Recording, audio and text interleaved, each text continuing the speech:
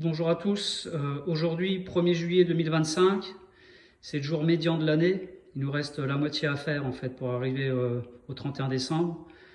Vraiment on est au point de bascule aujourd'hui. On a déjà fait la moitié de l'année, qui est une année plutôt difficile pour beaucoup, en termes de sociétal, en termes argent, en termes énergétiques. C'est une année bascule. D'ici 5 ans, jusqu'à 2030, on aura nos pertes de liberté profondes individuelles. Le monde est en train de changer. C'est pour ça qu'on a autant de conflits militaires. Parce que, comme on dit, l'ordre viendra du chaos. C'est une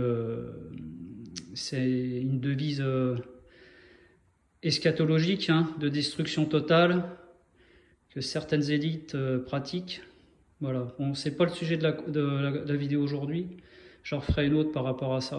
Je vous expliquerai le calendrier, les dates, tout ça, c'est important. Voilà. Aujourd'hui, je vais vous parler d'un sujet important que je parle souvent dans les vidéos. C'est la dualité Soleil-Lune. Vous voyez, j'ai fait un tableau. Donc je vais vous expliquer ce qui ressort de cette dualité-là. Et je me répète, sans cette dualité-là, Soleil-Lune, on ne serait pas là, il n'y aurait pas de vie ici, ça ne serait pas possible. Voilà.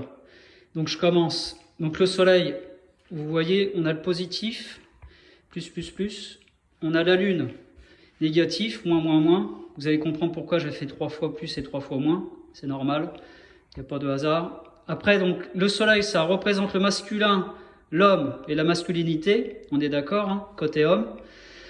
La Lune, c'est le féminin, la femme et la féminité. Et en fait, le personnage qui symbolisait la femme en tant que telle et la féminité, c'était la reine Élisabeth II, qui a exercé le plus long règne jamais égalé dans l'histoire de l'humanité, 70 ans. Et donc, de par sa mort, la femme n'est plus représentée dans l'humanité actuellement. C'est pour ça qu'on a autant de déséquilibre, c'est normal. Parce que là, on a basculé au niveau homme, parce que c'est Charles III qui représente, c'est la royauté la plus puissante du monde, la royauté anglaise, il faut le savoir.